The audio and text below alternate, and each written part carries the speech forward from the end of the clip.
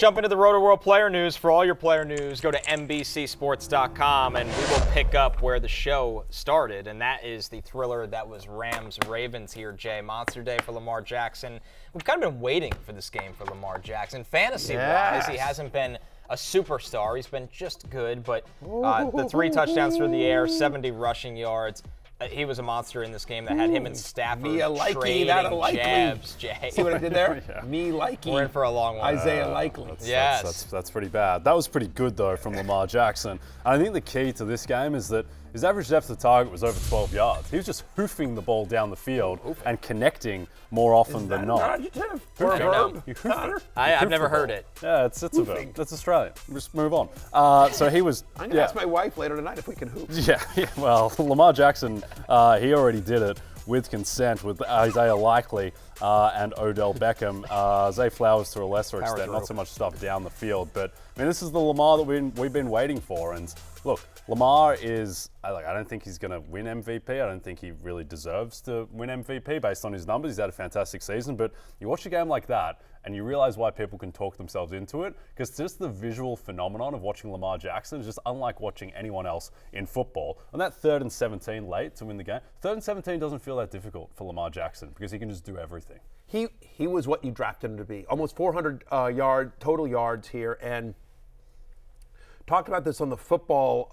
I did the Sunday Night Football post-game show last night as we were talking about it. I get to talk a little football, not just fantasy, but I get to talk a little bit of football, which is always fun. But one of the things I said, so at the end of the 3rd quarter, the Ravens were down in this game. It's the first time all season that's happened. And so, you don't always want to put your quarterback in this position, but there's a reason why. If you're paid the way Lamar Jackson is paid, when you're one of the faces of the NFL, when you're the face of the franchise, there comes time where the team says to you, like, dude, put on your Superman cape and go win this for us. And that's what Lamar Jackson did here. And so taking it back to fantasy here, it's the most rushing yards in a game since week 3. It's nice to see finally, like, Beckham continues to, we talked about this on Fantasy Football pregame, that Odell Beckham continues to look like Odell Beckham, like the guy we've seen, and so he gets loose, and that was a really nice catch, too. I don't know if he ran the wrong route slightly or Lamar threw it to the wrong shoulder, but Beckham turns around at the last second and comes down with a great catch. Beckham just played really well. Isaiah Likely coming into his game. It's now back-to-back games with 6 targets for the second-year tight end that's filling in for Mark Andrews. 11 of his 13 targets, by the way, over the last 2 games have come from the slot. So they're moving him around. They're using him in mismatches. And Zay Flowers, now back-to-back games with 20 or more fantasy points, 5 or more receptions in 4 of the last 6. What's been exciting is that he's starting to get all these weapons involved. Like OBJ's healthy, Likely taking over for Andrews, Zay Flowers emerging. The only concern, if there was one concern for this game in which Lamar Jackson ran for 70 yards, is that the Keaton Mitchell breakout didn't happen the way we thought. He was clearly the Ravens running back you want right now is Keaton Mitchell, but in a game in which they put up a ton of points, Mitchell had a ho-hum day. Yeah, he did. And it looks like with Mitchell, at least, that they are making the effort to make him the guy. Yeah. But the question is when they get into these shootouts, guys, and they have Jacksonville on Sunday Night Football next week, which is pretty exciting. We'll see. That's going to be a great game. Yeah, I mean, Joe Flacco was able to throw against Jacksonville. I think Lamar Jackson will be okay. But when they get into these shootouts, Jay, it comes down to it that, the other guys get involved through the air instead of the running backs. Definitely. And look, it was a strange game. The Ravens, they were down much of the second half towards the end of the first half. And Lamar was just getting whatever he wanted. So, why would you run the ball? And because Stafford was scoring so easily the other way, which I think is another massive story of this. Rams have a top 5-6 offense at the moment. They really do. Absolutely. Ever since Kyron Williams has come back, the Ravens, who came into this with, arguably the best defense in football, certainly one of the top 3, they had no chance, particularly against Cooper Kupp, who looked like 2021 Cooper Kupp, Matthew. 100 receiving yards for just the 3rd time this season, but his first since week 6. Right? I mean, this is his first game with more than 50 yards since week 6. What's nice is that they're starting to work on him in close. He got 3 end zone targets here in week 14. You see the touchdown right there on your screen if you're watching. It's right. He had 115 yards. That's the second most by a wide receiver against the Ravens so far this season. And I think the most important thing, other than the numbers were great, but the most important thing, Jay, is what you just said.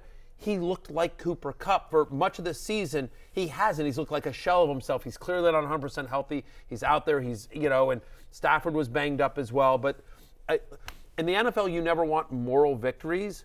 But this was as much of a moral victory, I think, as the Rams could have, because I would argue that as of right now, the Ravens are the best team in the AFC. Yep. And so the Rams, West Coast team, 1 o'clock game on the road. They were more than a touchdown underdog in this game. And honestly, they were a couple of plays away from beating this team legitimately. I think the Rams are the 4th best team in the NFC right now. San Francisco, Dallas, Philly, they're your top 3. I think the Rams are playing better than the Lions at the moment. Sure. I think a lot of teams are playing better than the Lions at the moment. We'll get to Lions, that, yeah. Well, we'll get to that. But Kupp, the thing with Kupp is his first 2 games this season, he had 118 and 148 yards, and he was just Cooper Kupp. And then he got banged up, and then Brett Rippon was there for a while, and he played the Browns defense. I think we can just treat him as Cooper Kupp going forward. And he has more competition with Puka Nacua, but he looks all the way back physically. But nice game from Puka here as well. You mentioned Kyron Williams. Stafford had a great game. So anyway, the Rams offense is rolling, and good news, they get the Commanders at home next week. So my Washington Commanders have to travel there. Stafford, Kupp, Puka, Kyron Williams, all likely on the love list next week. Hey, it's Matthew Berry from NBCSports.com and RotoWorld.com, and I want to thank you so much for watching whatever it is you just watched, or if nothing else, being too lazy to click out of the autoplay after this video started, after whatever it is you actually wanted to watch finished. But now that you're here, I'd like to take a moment here to ask you respectfully now, okay? I'm asking you respectfully to subscribe to the NFL on NBC YouTube channel. You'll get the latest Roto-World fantasy news headlines, all sorts of great shows, including my own Fantasy Football Happy Hour. So go subscribe now. Again, I'm asking respectfully.